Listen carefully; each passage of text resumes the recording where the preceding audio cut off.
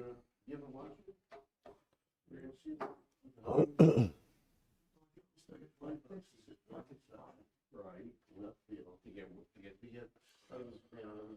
All right, I will say good morning. Good morning. Let us begin.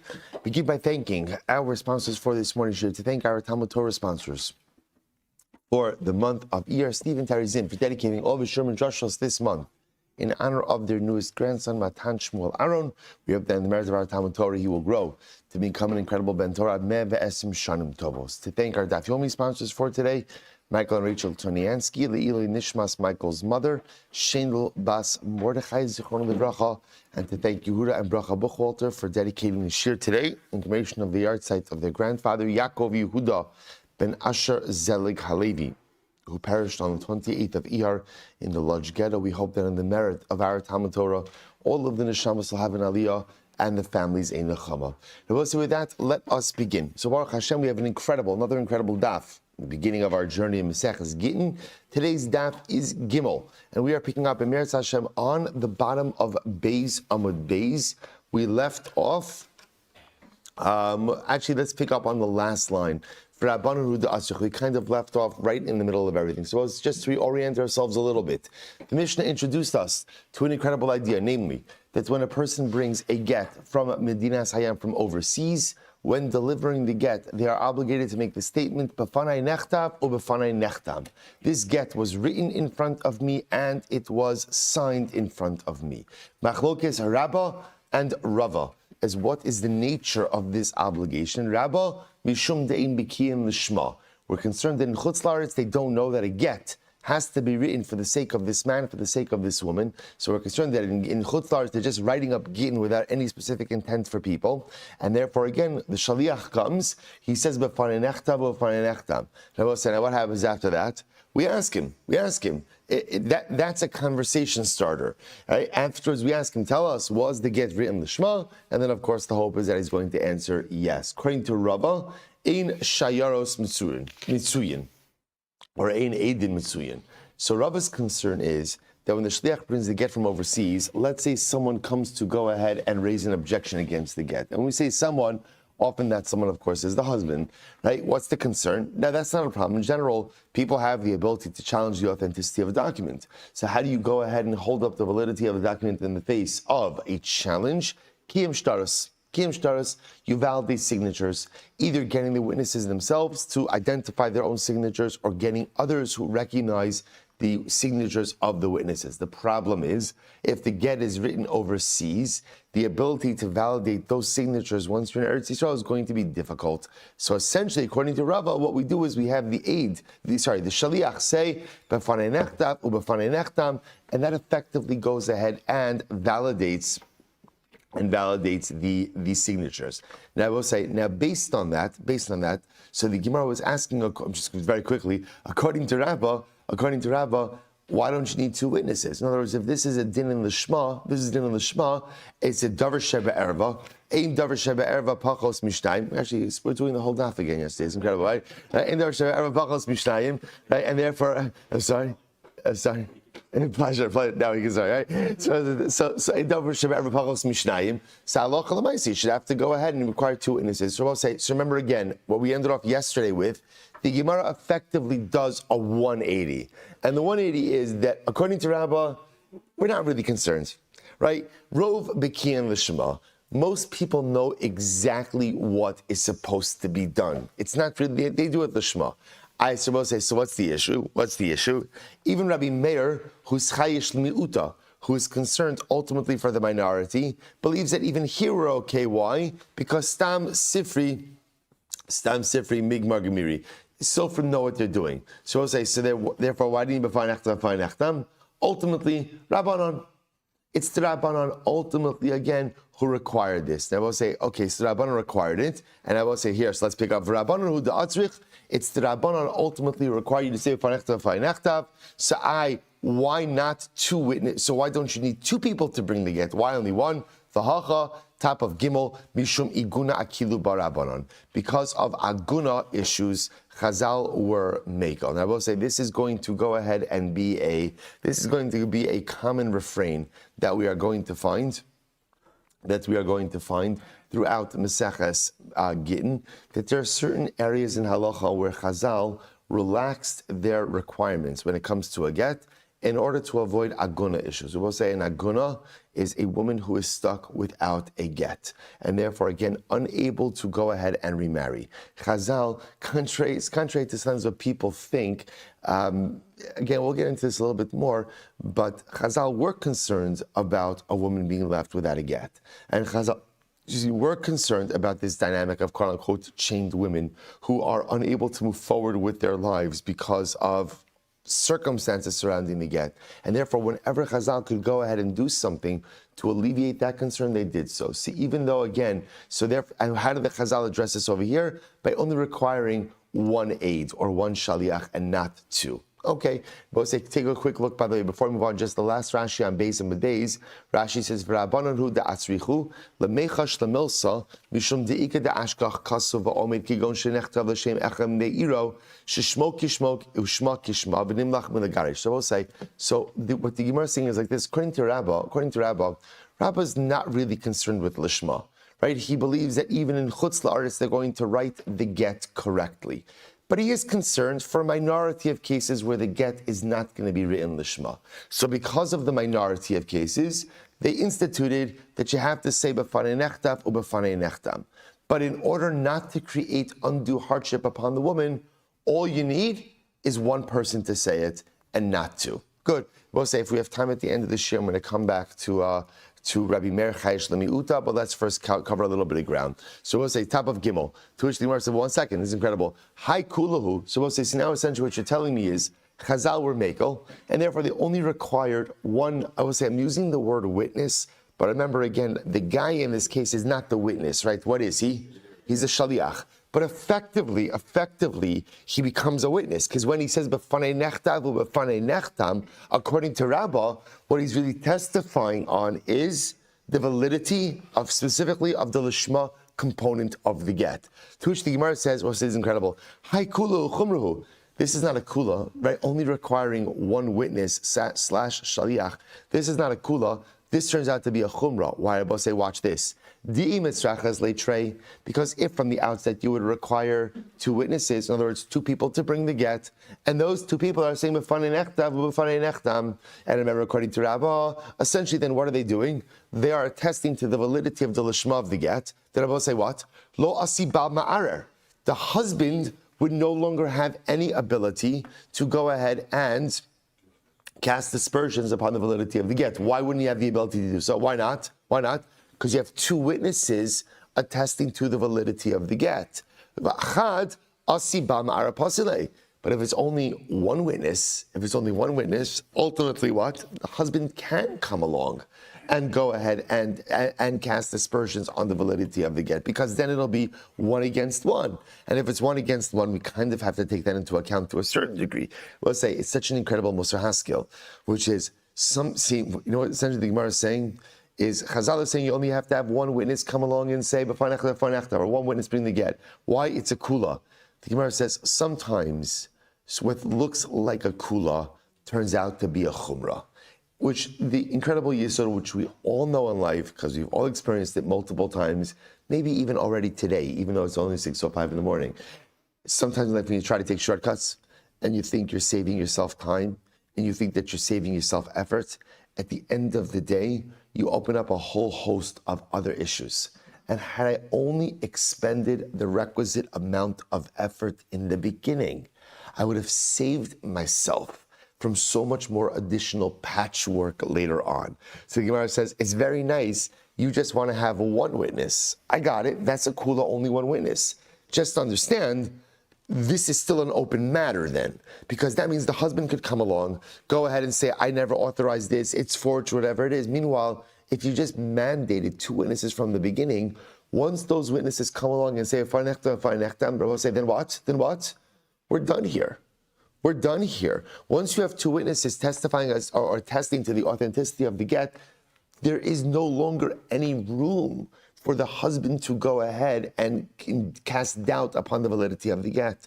To which the Gemara says, Kevin Damar Mar, both is incredible. I just want to point out what's exciting about this Gemara is the Gemara is throwing out like a lot of stuff, a lot of concepts that we are going to cover over the course of the Masechta. We're just seeing it all here, or a lot of it on the front end. So watch this. Kevan Damar Mar, the Gemara says, not a problem, I'll tell you what. Kevan Damar Mar, Bifnei Kama Nosnala. So also we made reference to this already. The Shaliach is not just handing the get to the wife. He's giving it to her in front of some group. So Bifnei Kama Nosnala, in front of how many people is the husband giving, is the Shaliach giving the get to the wife? Rabbi Chanina. So it's machlokes Chat Amar Bifnei Beis. One said in front of two people. The Chat Amar Bifnei Gimel. One said three. I will say we'll get into that machlokes later on. But here's the point. When that Shaliach shows up from Medina Sayam and he delivers that get, he's not just stam handing it to her. This is a process. He's handing it to her in front of either two people or three people. I will say, what does that matter? This is incredible. Meikara Meidak Dayik. I will say, the Shaliach himself has to be concerned about his own personal halachic integrity and we'll call it integrity and believability, right? His own reputation. If that Shaliach comes along and he says, and I will say, then imagine what happens. A couple of days later, the husband shows up and he says, Lo hayid dvar me'olam. I never authorized this get. It's forged. It's this. We'll say, what does that do to the integrity of the Shaliach? What does that do? Down the drain. We'll say, essentially what the Gemara is saying is like this. The Shaliach knows that he has to give this over in front of a group. And he knows that he wants to also maintain his integrity going forward.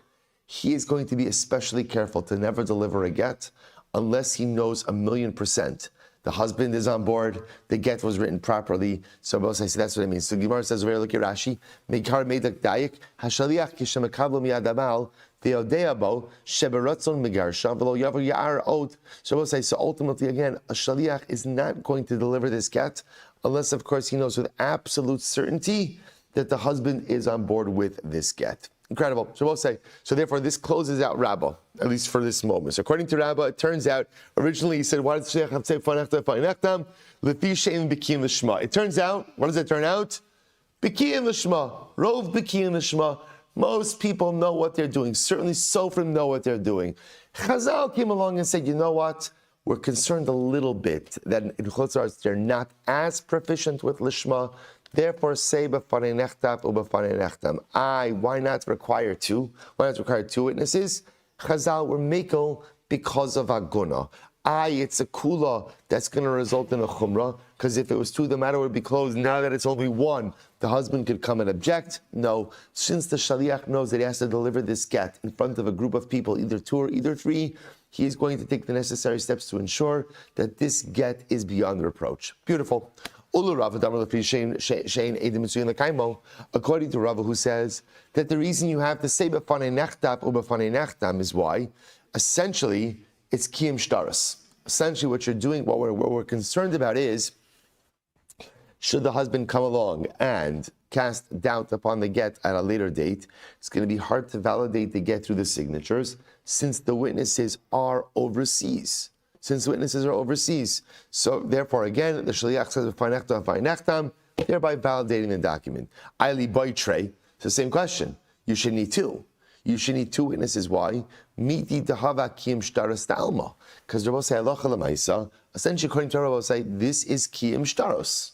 This is, remember again, the process of kiyum shtaros, we've never explicitly spoken about this, but we've certainly alluded to it enough times. Kiyum shtaros is the process through which you validate a document. How do you validate a document? Generally, right? Either again, you're going ahead and testifying about the signatures, or getting the witnesses to testify about the validity of the signatures. So essentially, according to Rava, so we are doing kiyum shtaros. Right, so we'll call it Shaliach brings the get from Medina Sayam. He says b'fanei nechtav u'b'fanei nechtam. He is validating the signatures. That's it. The Gemara says, but 1 second. Validation of signatures, we'll say kiyum shtaros, normally requires how many people? Two. So the Gemara says, Eidachanam b'surin. So which the Gemara says, no, it's okay. This case is different. Why? Because one witness is believed when it comes to matters of Isser. Okay. So the Gemara says, one second. Amar da'amrinan erecha, same conversation from yesterday. Amar da'amra erecha neman b'isurin. When do we say that a eid echad is believed when it comes to matters of iser? Kigon chaticha safek shal chelev safek shal shuman lo chazik isura. Was exactly what we had yesterday. I always thought, when do we say eid echad neman b'isurin? It was in a case of what we call delo is chazik isura. Delo is chazik isura means what? The identity of the iser has not been confirmed or validated, or meaning a suffix case. A suffix case. That's when we say eid echad neman, right? You have a piece of meat. We said this yesterday, a piece of meat. You're not sure. Is the meat mutter? Is the meat aser? Eid echad comes along and says, it's mutter. So what's going to be the halacha? We believe him. He has credibility to go ahead and make that statement. However, aval hacha is chazik yisura de eshes ish. We'll say in this case over here, it says chazik yisura, right? Why is it chazik yisura? Because what's the message again? We know she's a married woman. If that's the case, how davar sheva erva? They davar sheva erva pachos mi beis. We'll say same question we asked on Rabbi yesterday. Same question. This is not a matter of iser. This is a davar sheva erva. This is right. This is. Remember again, davar sheva erva. What do we have? Our favorite gzeir shava. What's our favorite gzeir shava? I'm telling you, your favorite gzeir shava is davar mi mamon. Right? Kimatza ba ervas davar. Says davar by erva, says davar by mamon. Just like monetary matters require two witnesses, so too erva requires two witnesses. So therefore, again, kiyum shtaros should require two witnesses. To which the Gemara says, you're right. Bedinhu, dibikiyum shtaros nami lo libai. So I will say, in reality, you don't even really need kiyum shtaros over here. I will say, why don't you need kiyum shtaros? This is incredible. Because Reish Lakish says, Eidim hachasumin ala shtar naasu kimishenechkeru eduson bebezdin. So I will say this is very profound. When you have witnesses who sign on a document, it is as if their signatures have been examined in Bezdin. I will say what this means is as follows. So I will say when it comes to shtaros, when we look at a shtar, so I will say what do we see? The halakha essentially says is we see an absolutely valid instrument until proven otherwise. I was saying it's not the pshat that we see a shtar and we assume it's forged until it's validated. No, when you see a shtar, so again, you make the assumption it's got a shtar, it's got text, it's got witnesses on it. This is a valid instrument. All right? Unless, of course, you could somehow halachically prove otherwise. So we'll say, so now watch this. So Reish Lakish says, in general, when you see witnesses signed on a document, it's as if their signatures ultimately, again, have been processed by Beis Din. So we'll say, if that's the case, then according to Rava, should a shaliach need to say b'fanei nechtam, should he need to do anything? No. Why not? Because as soon as he produces that get with two signatures on it, what should be the halacha? We're done. All right, so what's going on over here? The rabbis were concerned about, say, since a get is such an important vehicle, right? And if you think about it, there's so much writing on it, right? Because remember, you're going to say, if you're wrong about a get, then what? A woman gets remarried, she has children, and what do we have? Mamzerim, right? So Rabbi say, and mamzerus, from the genealogical perspective, we've seen enough, even back in our Yevamos days, to know mamzerus is so serious because it effectively cannot be corrected. Now, that's not a totally true statement. There are ways, ultimately, to correct mamzerus, but again, it's difficult. It's a genealogical blemish that, by definition, is passed down throughout the generations. So therefore, because a get is so significant, Chazal came along and said, you know what? Say b'fanei nechtam. So I'll say, so here's what's incredible. So now, according to Rava, who we said in this entire time, b'fanei nechtam is to validate the document, it turns out a document doesn't need to be validated because a document in its default state is considered to be valid. The Rabbanon are the ones who said, you know what, by get, just add in this extra measure of b'fanei nechtam u'b'fanei nechtam. That way it's beyond reproach. The Gemara says, and even though in general, so essentially, we'll say, what are Chazal really mandating? What they're mandating is a proactive kiyum shtaros. That's what they're doing. Proactive kiyum shtaros, right? Just this way again, there's no problems. The Gemara says, but one second, if that's the case, right, you should really require two witnesses, because that's what you need for kiyum shtaros. To which the Gemara says, once again, V'hacha mishum iguna akilu barabanan. You're right, you should require two, but Chazal said you only need one in order to be makel, to avoid any type of aguna situation. In other words, we want to make the process as easy as possible so as to allow her to remarry without incident. How do they make it easier? Just say you only need one witness and not two. To which the Gemara says again, Haikulahu, you think this is a kula? Chumrahu. This is going to turn into a stringency. I'll tell you why. Because had you required two witnesses effectively for the proactive kiyum shtaros according to Rava, so lo asiba ma'aro pasile, the husband would have no ability to come and to cast doubt upon the get. Chad, but if it's only one witness, asibal ma'aro pasile. Ultimately, again, the husband can come along and what? Cast aspersions on the get and potentially negate. I will say so. Sim kasha by cutting the Gemara saying is by cutting a corner, by quote unquote making things easier on the front end, you're opening yourself up. You're opening yourself up to the invalidation of the get later on. To which the Gemara says once again, no. Kevan the Amar Mar mipnei kama nosnala. Since Rabbi say the shaliach is not just handing the get to the woman, but he has to hand it over in front of a group. How many? Rabbi Yochanan, Rabbi Yochanan, Echad Amar b'fnei Shnayim, Echad Amar b'fnei Gimel. Meikara meidek daik v'lo asila ruei nafshe. So we'll say, so same answer as you saw before. Essentially, since halacha l'maisa, ultimately the shaliach is going to have to give it over to a group, and the shaliach does not want his own integrity, right, ne'emanos, compromised. He's going to make sure that before he gives her the get, he has all of his I's dotted, all of his T's crossed, and therefore the husband is not going to come to go ahead and cast aspersions on the get. I will say, so that is the end. That is the end of this discussion. So I will say, it turns out, it's actually one of these nice schemas where it turns out that actually everything is fine. Right? You know how like sometimes you get into a whole like everything is fine. Right? Everything is fine. Shaliach comes and gives a get to the woman. Essentially, I will say, when we see the shaliach give the get to the woman, what do we assume? What's our working assumption? It's a valid document. It's good. Rabbah is concerned for maybe the possibility, the remote possibility, that the get wasn't written lishma. So therefore, again, he has b'fai nechtam. You should require two witnesses. Mishum iguna akilu barabana. Chazal wanted to relax the standards so as to allow her to get remarried. According to Rava, what are we concerned about over here? We're concerned about in edim mitzuyin l'kaimo. Essentially, Rava is going to mandate a proactive kiyum shtaros. Proactive kiyum shtaros. Then why not require two? Again, mishum iguna akilu barabana. We want to take it easy, right? Because in order to make it easy, so that she should be able to get remarried. Beautiful. That's it. I will say that's the whole thing. To which the Gemara says, okay, now let's get a little more involved. For Rava, my time alone Rabba. So we'll say Rava, who holds that b'fanei nechtav u'b'fanei nechtam, is there to address what? Is there to go ahead and address ein edim mitzuyin l'kaimo kiyum shtaros. Why doesn't he hold of Rabba? Right? Why doesn't he agree that it's a problem of lishma? So we'll say, watch this. Amar lecha mikatani b'fanei nechtav lishma b'fanei nechtam lishma. So we'll say, so Rava says like this, it's incredible. Rava says, Rabba, if you are right that it's a lishma issue, if that's the real concern, then the aid / shaliach should have to say, befanai nechtav lishma, befanai nechtam lishma. Right? Just say it. Just say it. Why are you only saying befanai nechtav, befanai nechtam? But it's incredible. The Rabba, so what will Rabba say to that? Bedinhu, the listener, you're right.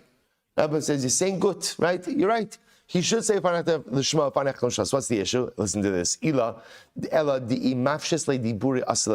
Rose is incredible. Sometimes if you ask a person to say too much, what ends up happening? They end up shortening their words. Just the nature of people, right? So I suppose you see this, by the way, right? You see this like in the way people text, right? Today, especially those young people, right? Those young people when they text, right? Right? So I'll say, right? I love you is lowercase I-L-U-V-U, or great is G-R-8. Really, G-R-8, the number 8? Just right, the E-A-T. What's the big deal? It's two more characters. I'll say, in any event, Lemaisa, human nature is give people something to say, and often they'll go out and be makatzerit. Now I'll say, so what is Rabbah concerned about? Rabbah's concern is if you mandate b'fanai nechtav lishma, b'fanai nechtam lishma, they're going to go ahead and lop off the lishma.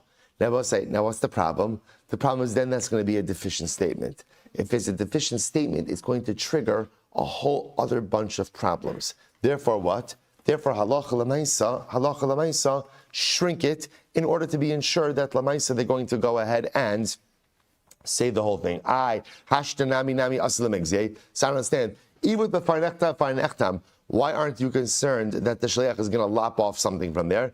So this is very interesting. So apparently, leaving off one thing from 3 words is a legitimate concern.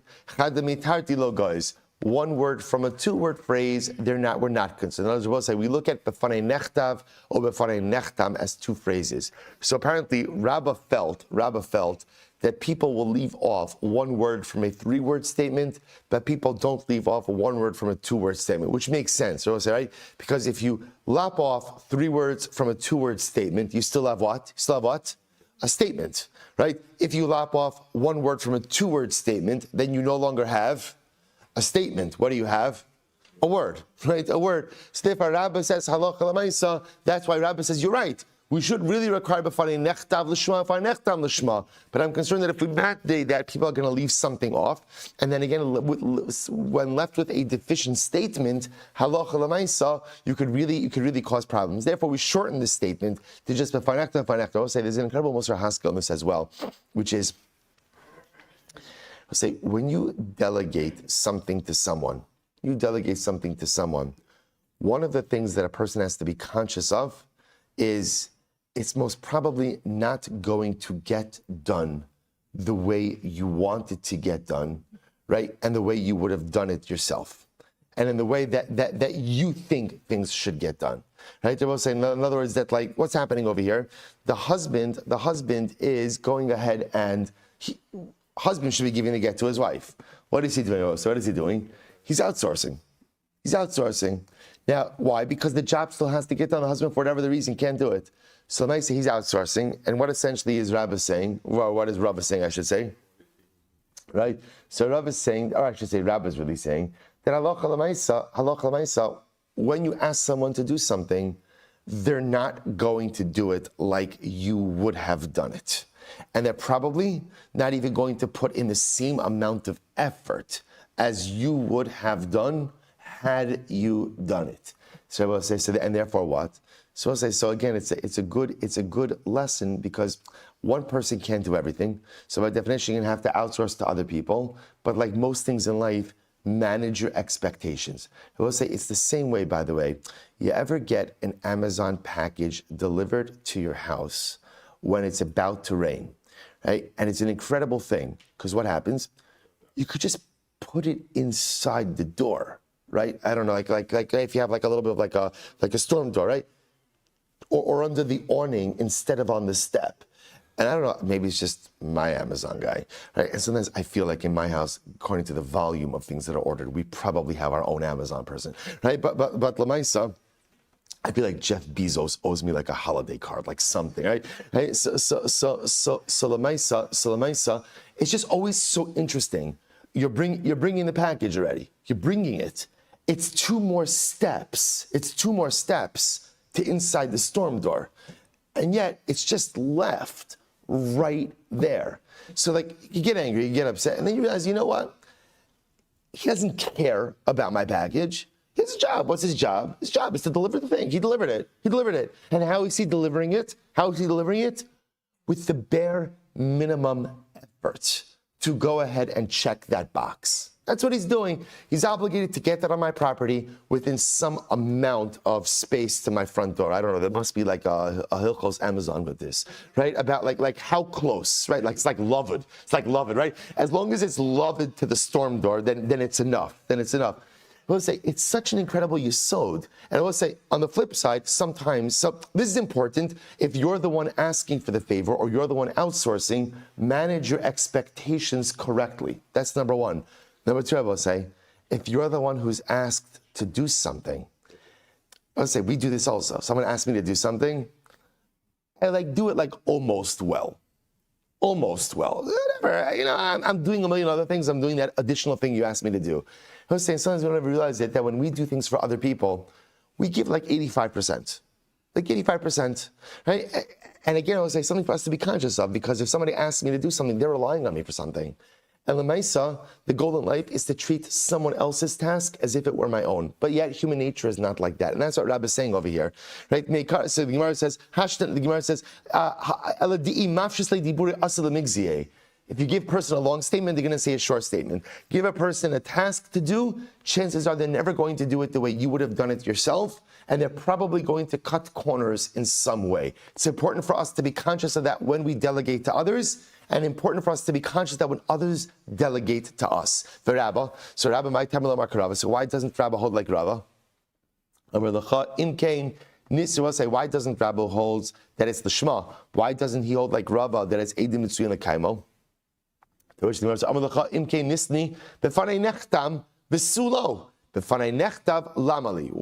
listen to this. So Rabbi says, Rabbi, I'm going to tell you why you're wrong. Because if you are correct that it's just about Kiyum Shtaros validating the document, Rabbi said the only thing you need for document validation is what? Valid signatures.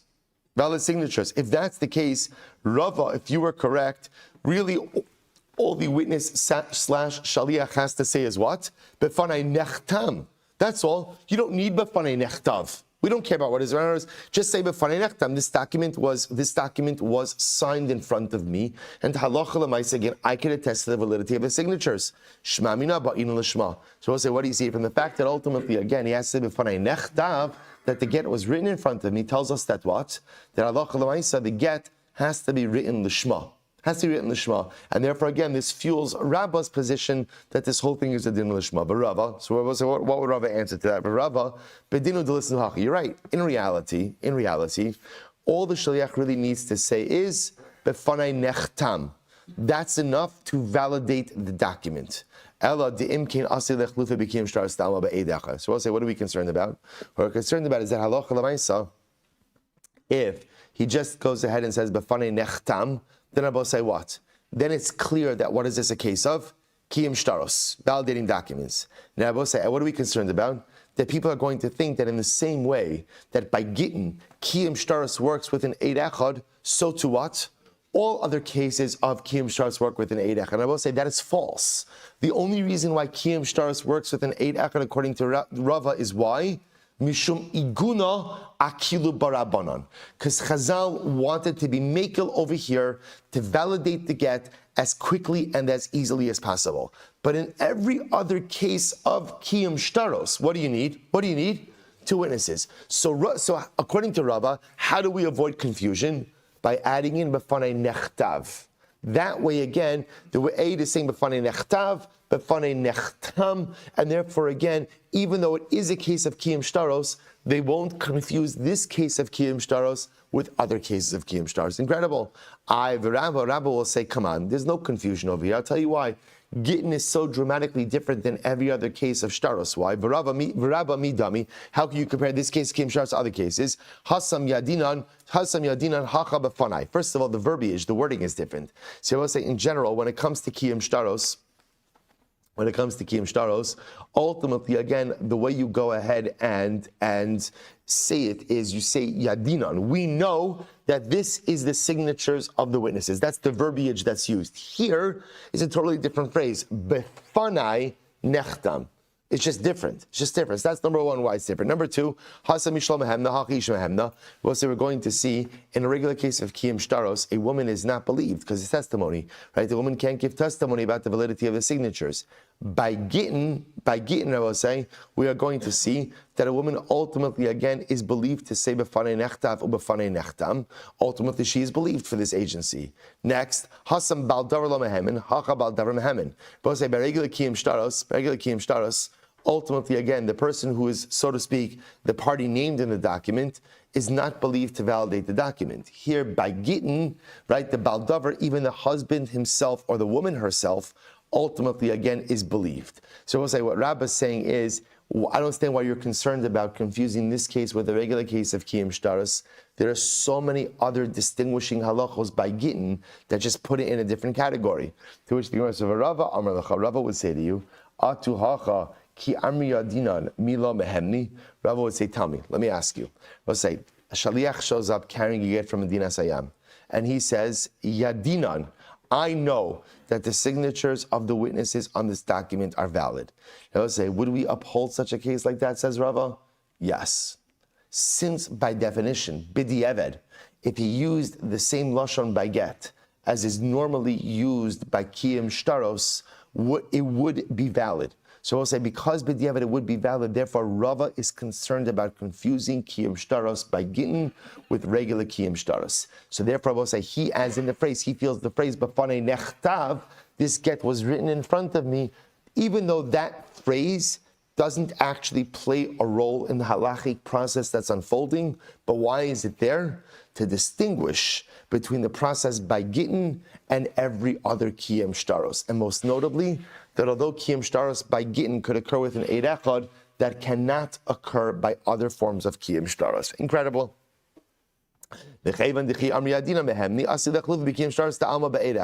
Fine. Ulurabba. What was I second to last line? Gimel Amud Ulurabba. The Amar Lefishe Mekin Lishma. So I was like going back now. According to Rabba, who says that B'fanei nechtam is all there to attest to the lishma of the get. Man hai tana debai ksiv lishma. Now, Rabba saying, here's what's interesting. We're going to see this machlokes later on. So Rabba is saying you have to say b'fanei nechtav or b'fanei nechtam. Why? In order to attest to the lishma nature of the get. Rabba say, by saying b'fanei nechtav, what are you saying? What is the shliach saying? The get was written lishma and signed lishma. That's what it sounds like. So the Gemara says, who is the opinion who says that the get itself, so we're going to see that a get has two parts. So really, actually, it has really three parts to it. There is the pro forma part, right, of the get. There is the individual part of the get, the name of the man, the name of the woman, name of the location, and then there's the signatures of the witnesses. So we'll say, the fact that the shliach has to say b'fanai nechtav indicates to us that the body of the get has to be written l'shma. So we'll say, whose opinion is that? So, man time the bay ksiv l'shma, ubay amud beis, ubay chasim l'shma. We'll say, who is the opinion who says that you need both the writing of the body of the get as well as the signatures to be l'shma? Who is it? Who is it? Rabbi Meir. If it's Rabbi Meir, so chasim boy, ksiv lo boy. We'll say, Rabbi Meir is of the opinion that only the signatures have to be done l'shma, but the writing does not have to be l'shma. We'll say, I just want to point out what that means according to Rabbi Meir. Actually, well, let's take a look. This not in kosin b'mechumer l'karka. Well, like I said, we're seeing a lot of halachas now. You cannot write a get on something attached to the ground. We'll say, so for example, right, if a husband, right, Reuven's married to Rachel, and Reuven decides to engrave the get on a tree, and then he's going to gift Rachel the tree. It's very sentimental, right? He's going to gift Rachel the tree. You know, maybe like when they got married, they carved their initials on the other side of the tree, right? So it matters a chaparain over here, right? The get on the first side of the tree, right? So what happens? So we'll say, so you can't write a get on something that is mechuber l'karka. Now we're going to discuss why that is. You can't write against something attached to the ground. Now conversely, kasa mechuber l'karka utelasho. So what happens if he wrote the get on something attached to the ground, and then what? Then before it was signed, detached it, then signed it, v'nasnula kasher. Ultimately, it's kasher. So we'll say this is the opinion of Rabbi Meir. So we'll say, Rabbi Meir, what do you see from here? According to Rabbi Meir, the only part of the process that has to be done l'shma is the chasima, is the signing. We'll say, take a look at Rashi chasima. Rashi says over chasima l'shma by the ikasav law achasima kasav keditani lekaman kasav get. So we're going to see this later on. Such Rabbi Meir holds that when it says the kasav law. The kasav in the Torah, the kasav law sefer krisos. The kasav law is ultimately the source for the concept of lishma, So we'll say, so when the Torah says the kasav law, Rabbi Meir is of the opinion that is going on the signatures. We'll say, I just want to point out what that means. So this is a case of mechuber, but in addition to mechuber, I'll give you even a better case. Reuven is married to Rachel, right? Now again, Reuven wants to divorce Rachel. Reuven's walking by, he passes a garbage dump, and in the garbage dump he happens to see a get that was written from Reuven to Rachel that is unsigned. According to Rabbi Meir, Reuven could take that get, right, and use it. But it was written for someone else, it's okay. The only part of the get that has to be the shma are the signatures on the get. The actual body of the get could be pro forma.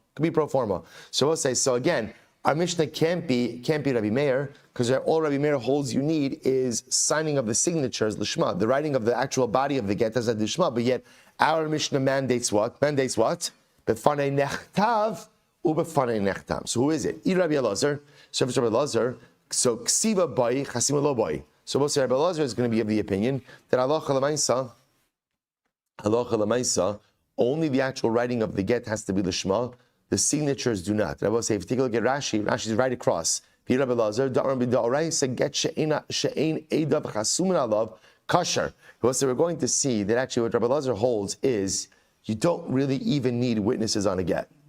You don't need witnesses on a get. As long as halacha l'maisa, the get is the body of the get is written l'shma, the kas of law is written l'shma, that is going to be enough. So Rabbi will say, so we're stuck. We can't find the author of our Mishnah. Because according to Rabbah, the author of our Mishnah, who mandates befanei nechtav ubefanei nechtam, is going to require both ksiva and chasima l'shma. So who is our Mishnah? So v'chitem the olam Rabbi Elazar, maybe it's Rabbi Elazar. We just Rabbi Elazar only requires ksiva l'shma, doesn't require chasima l'shma. So v'chilo by Rabbi Elazar chasima l'shma midaraisa. Maybe what we'll say is like this: when doesn't Rabbi Elazar require chasima l'shma? Signature the witness is l'shma midaraisa, but midrabanan boy. But we will say that maybe midrabanan he will require it. Or maybe that's the svara, and therefore again the Mishnah reflects this view that halacha l'maisa befanei nechtav is necessary midaraisa, that it has ksivas to be l'shma, and befanei nechtam is necessary midrabanan. Maybe that's the halacha. To which the Gemara says, no. B'hash losha gittin psulim d'rabanan, v'lo bay Rabbi Elazar. So I said, now listen to this. There were three gittin, ultimately again that are pasal lishma. Now I say, now watch this. What are the three gittin? First of all, take a look at Rashi. Actually, before we go on, so let's look at the Gemara first. The Gemara says, disnan. Here we go. Disnan. Gimel gem psulim v'emnises havlad kosher. Ultimately, again, there are three gittin psulin. There are three gittin that are pasal. But if she married with these gittin and had children, ultimately the offspring is kosher.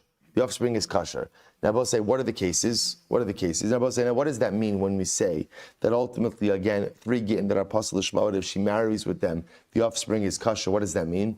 What that means is that halacha l'maisa, the gittin are pasal midrabanan, but ultimately kosher midaraisa. What are the cases? So the Gemara says, ksav b'ksav yado ve'ein alav edim. Ultimately, again, if the get is written in the husband's handwriting and there are no signatures of witnesses on it, again, we're going to see each of these cases independently. Next, yesh alav edim ve'in bozman. There are signatures of witnesses, but there's no date. So we're going to talk about date and the role that a date plays in a get, which is of crucial importance. We'll discuss. Yesh bozman ve'in alav eid echad. It has a date, but there's only one witness signed on it. Hari elu shlosha gittin psulin. All of these are invalid gittin. V'mises havlad kosher. But if she ends up marrying with one of these gittin, ultimately again the offspring will remain kosher. Rabbi Elazar Omer afa pi she'ein alav edim ela shnasnu b'fnei edim kosher the government nechasim mishubadim. And Rabbi Elazar holds that halacha l'maisa what?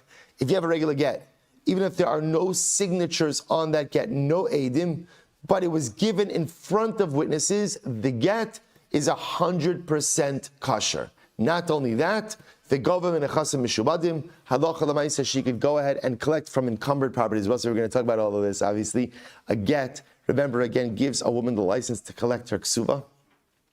So we're going to talk about again what type of properties you could collect with once you have a get, nechasim b'nei chorin, unencumbered properties, encumbered properties. We're not going to get into it now. She'ena edim chosmin ala get ela mipnei tikkun ha'olam. Ultimately, again, because edim only sign on a get because of tikkun ha'olam, for the benefit of society. What that benefit of society is, we don't know, but we'll see. But I will say, the bottom line, what do you see from here? That Rabbi Elazar doesn't even require signatures of the witnesses on the get midrabanan.